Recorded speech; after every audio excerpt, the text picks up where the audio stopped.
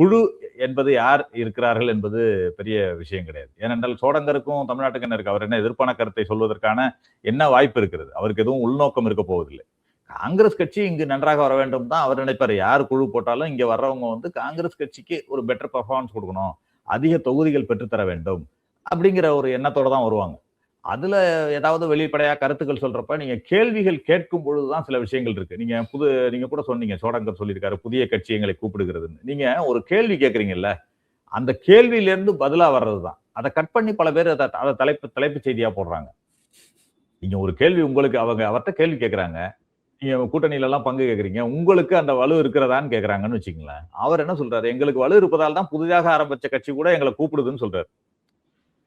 இதுதான் இந்த இந்த இந்த இந்த ஒரு இந்த இத வந்து அவங்க அத தலைப்பாக்கி இத வேற கேள்விய வந்து மாத்துறாங்க. இப்படித்தான் நடக்குது. எல்லா பத்திரிகையாளர் சந்திப்புல சில சமயங்கள்ல கேட்கும் பொழுது, அந்த கேள்விக்கு பதிலளிக்கும் பொழுது, அது அவர்களுக்கு உகந்த மாதிரி சில தலைப்புகளை மாற்றிக் கொள்கிறார்கள். அவ்வளவுதான்.